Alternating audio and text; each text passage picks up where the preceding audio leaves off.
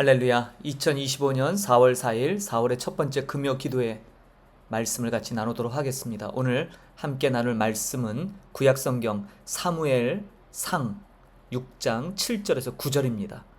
12절도 더불어 같이 보도록 하겠습니다. 7절에서 9절 말씀입니다. 사무엘상 6장 7절에서 9절입니다. 같이 말씀을 봉독하겠습니다. 그러므로 새 수레를 하나 만들고 멍에를 메어보지 아니한 젖나는 소 2마리를 끌어다가 소의 수레를 메우고 그 송아지들은 떼어 집으로 돌려보내고 여호와의 궤를 가져다가 수레에 싣고 속건제로 드릴 금으로 만들 물건들은 상자에 담아 궤 곁에 두고 그것을 보내어 가게 하고 보고 있다가 만일 궤가 그 본 지역 길로 올라가서 벳세메스로 가면 이 큰 재앙은 그가 우리에게 내린 것이요 그렇지 아니하면 우리를 친 것이 그의 손이 아니요 우연히 당한 것인 줄 알리라 하니라. 12절을 같이 또 한번 보겠습니다. 12절 암소가 벳세메스 길로 바로 행하여 대로로 가며 갈 때 울고 좌우로 치우치지 아니하였고 블레셋 방백들은 벳세메스 경계선까지 따라가니라. 아멘. 오늘 구약의 사무엘서에 나오는 언약궤가 블레셋 사람들에게 빼앗겼던 장면, 그리고 그 블레셋에 빼앗겼던 법궤가 돌아오는 그 말씀이죠.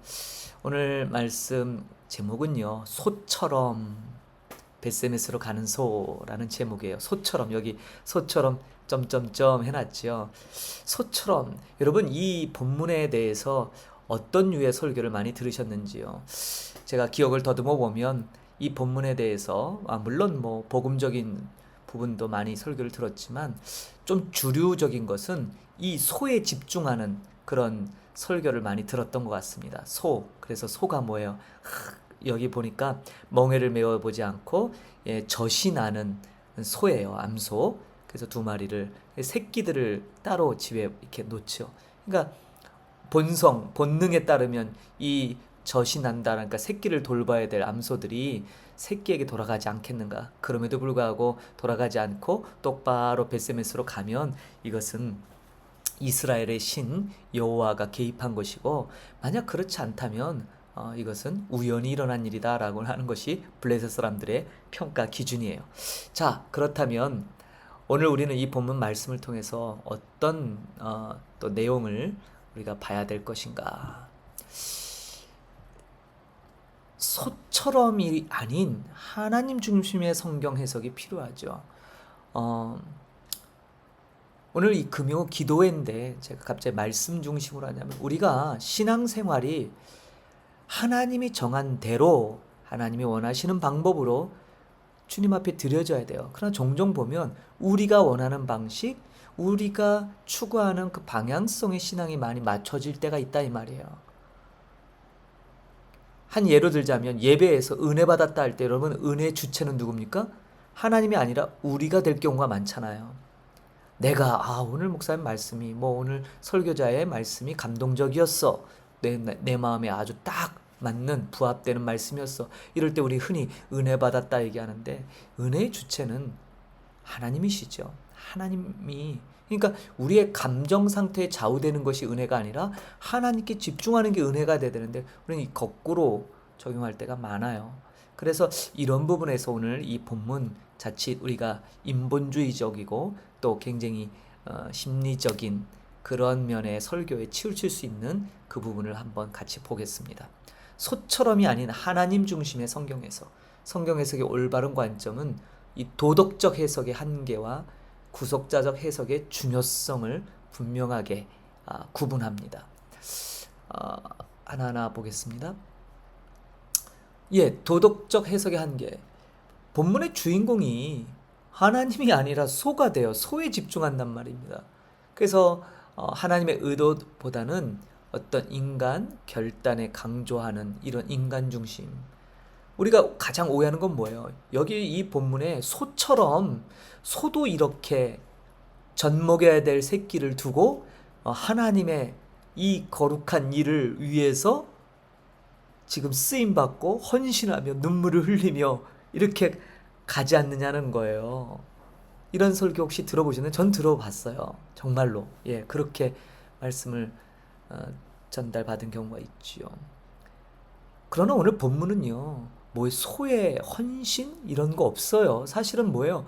소는 의지 없이 강제로 끌려왔거든요. 더 중요한 건 여기에 법궤를 옮기는 방법이, 여러분 블레셋 사람들은 하나님의 언약궤가 어떻게 다뤄져야 되는지에 대한 지식이 없잖아요. 그래서 뭐예요? 그들은 술에다가 그냥 올려 실었어요. 나중에 이 사건이 다윗에게서 한번 재현되지요.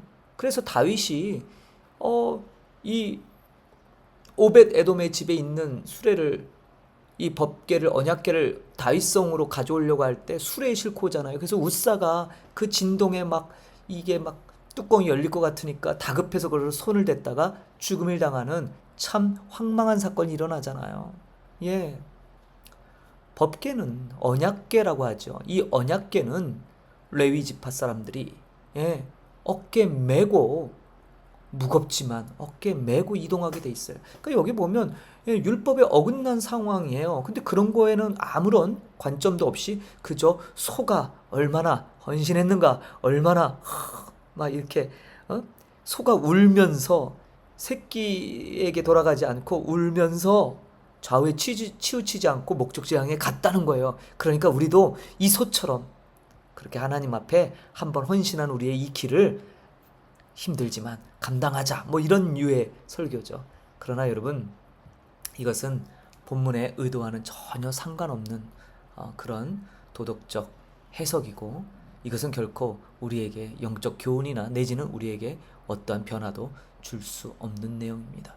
그래서 제가 오늘 이 말씀을 통해 우리의 삶이 정말 하나님 뜻대로, 하나님의 방법대로, 하나님이 원하시는 대로 드려지고 있는가에 대한 질문을 좀 던져보고 싶은 거예요. 계속해서 보겠습니다. 본문의 진정한 의미는 암소가 송아지를 두고 벳세메스로 가는 거, 이건 여호와의 재앙이에요. 사실은 이미 이 언약궤가 블레셋의 5도시를 돌면서 그들에게 얼마나 무시무시한 재앙을 가져다 줬습니까? 그러니까 이들이 오죽하면 이 언약궤를 돌려보내려고 하겠어요. 그러니까 여기에는 암소의 본성이, 새끼 돌봐야 되고 새끼에게 돌아가고자 하는 본성이 있음에도 불구하고 하나님의 강력한 손에 의해서 억지돼서 끌려가는 것을 강조하고 있어요. 본능을 거스리는 거죠. 그러니까 암소들이 뭐라고 해요? 그래서 오늘 본문은 7절 9절인데 12절을 따로 읽었죠. 암소가 벳세메스 길로 바로 행하여 대로로 가며 갈 때 울어요. 본성은 새끼들 때문에 울어요. 그러나 좌우로 치우치지 아니했어요. 왜요? 하나님의 권능의 손에 붙들려 있기 때문에요. 본능을 거스르면서 가요. 암소들이 울면서도 곧장 벳세메스로 하나님이 뜻한 대로 돌아가도록 하죠. 그러므로 여기는 살아계신 하나님을 증명하며 블레셋 사람들이 내걸었던 것처럼 이것은 우연히 된 일이 아니라 이스라엘의 신이자 전능하신 하나님께서 개입하셔서 하고 있는 하나님의 전능성이 강조되고 있는 부분이에요. 그러니까 이 본문은 그렇게 해석되어져야 되고, 그러므로 여기에 어떤 도덕적인 어떤 우리의 어떤 상태 이런 것으로 견주어서 해석해서는 안 되는 본문이죠. 자, 도덕적 해석이 갖고 있는 성경의 여러 본문을 도덕적인 해석으로 하는 참 많은 예들이 있어요. 소도 헌신했는데 우리도 헌신하자, 이런 경우로요. 인간 중심의 결단을 강조하는, 이게 사실은 참 많이 우리가 헷갈려하고 또 구분 없이 사용되는 그러한 오류가 있죠. 하나님의 의도나 구속사의 개념이 빠져버린 설교, 저도 하나님의 말씀을 증거할 때 늘 이 부분을 놓치지 않으려고 애를 써요. 본문에서 하나님의 의도, 그 다음에 구속사, 구속사 뿐만 아니라 하나님의 신실하심, 하나님의 속성이 드러나는 그런 것들이 일어나야죠. 자, 소를 움직이신 것은 하나님이에요. 그럼 왜 그렇게 했겠어요? 이 언약궤가 돌아오는 그 과정을 통해 하나님이 어떻게 구속을 이루시는지에 대한 그 모습들을 가리키고 있죠. 암소를 어거하신 여호와 하나님이 진짜 주인공이에요. 암소를 이끌어 가신. 그러니까 우리 삶의 중심도 우리의 삶을 이끌어 가시는, 어거하시는 여호와 하나님이 진정한 주인공이죠. 하나님은 분명히 살아 역사하신다라는 거예요. 성경을 우리가 해석하고 이해할 때 항상 본문의 주인공이 누구인가, 지금 누구를 드러내고자 원하시는가, 어떤 강조점이 있는가, 하나님이 드러내고자 하는 메시지의 그 주됨을 살피는 것. 그래서 우리는 늘 인간 중심에서, 제가 그래서 지난번에도 큐티가 참 굉장히 유익합니다. 하나님의 말씀을 상고하고. 그러나 큐티의 자칫 위험성이 뭐예요? 나에게 주관적 적용에 집중하다 보면 인간 중심의 해석이 반드시 등장해요. 이 부분을 우리는 경계해야 돼요. 그래서 바른 성경을 바르게 이해하는 것은 말씀의 중심이신 하나님, 그리고 그분이 하나님이 드러내고 싶으신 메시지, 거기에 집중하고. 자, 뭐 암소가 아니라 하나님의 손이죠. 하나님의 손. 예, 이스라엘은 눈에 보이는, 이스라엘도 똑같았잖아요. 언약궤를 어떻게 인식했습니까? 신비한 주술적 힘이 있는 그런 것으로 여겨서 전쟁터에 옮기지 말아야 될 그 언약궤를 끌고 나왔잖아요. 근데 보기 좋게 블레셋 사람들에게 그 언약궤를 뺏기죠. 예, 전쟁에 참패한 것도 참패한 거지만 이스라엘 가운데 임재하고 계신 하나님의 상징인 언약궤를 뺏겼다는 것은 굉장한 의미예요. 그러니까 하나님이 아주 의도적으로 이스라엘로부터 벗어나서 이제 다시금 이스라엘 가운데 가는데, 여러분 아시죠? 에브라임 지파에서 유다 지파로 이 언약궤 경로가 바뀌는 것을 우리는 봐요. 하나님이 말씀하신 대로 하나님이 뜻이 성취되는데 성경은 강조점이 있죠. 정리하겠습니다. 성경은 늘 하나님 중심으로 해석되어져야 됩니다. 마찬가지로 우리의 삶의 원리도 모든 일, 크고 작은 일을 떠나서 전부 하나님 중심적으로 해석하는 습관이 있어야 돼요. 우연히 된 일이 아니에요. 다 이유가 있고 또 그런 일들 속에 하나님의 담겨진 뜻을 분별하는 지혜를 구할 필요가 있습니다. 오늘 본문은 하나님께서 이 본능을 억제하시면서까지 그 암소들을 하나님이 목적하신 바 벳세메스로 돌아오게 하는 그 하나님의 놀라운 권능의 손에 집중해야 될 필요가 있어요. 소가 주인공이 아니에요. 소처럼 그렇게 헌신하자 아니에요. 이 본문은 그걸 얘기하고자 아니죠. 그러므로 여러분 늘 오늘 이 본문을 통해서 우리의 삶의 주권자, 저는 아침마다 이제 요새 베드로서를 보면서 얼마나 많은 은혜를 받는지 몰라요. 사도 베드로가 우리에게 하나님의 주권, 그리고 그분의 신비로운 섭리의 인도하심을 바라보라는 거예요.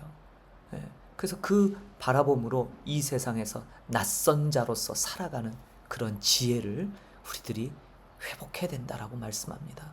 저는 오늘 이 말씀 준비하면서 정말 우리 삶에 크고 작은 많은 일들이 있죠. 그리고 늘 말은 하나님 중심이라고 얘기하면서 하나님을 잃어버리게 하고 인간이 중심되고, 또 우리가 주관적으로, 우리가 주권적으로 높여지고자 하는 이런 모습들이 굉장히 많은 것 같습니다. 다시 성경으로, 다시 말씀으로, 다시 하나님으로 우리의 모든 신앙이 집중되고 바로 바른 길을 가기를 간절히 소망합니다. 그래서 저는 오늘 이 밤에 이 말씀들, 한 주의 삶을 돌아보면서 얼마나 분주하셨습니까? 또 오늘 조국 대한민국에 큰 일도 있었는데 참 분주하고 많은 사건 사고 일들이 있는데, 이런 속에서 정말 우리의 삶이, 우리의 중심이 하나님께로 온전하게 집중되고 있는가, 또 우리의 삶을 통해 하나님 되심을, 그분의 주인공 되심이 드러나고 있는가, 이런 것을 한번 살펴보면서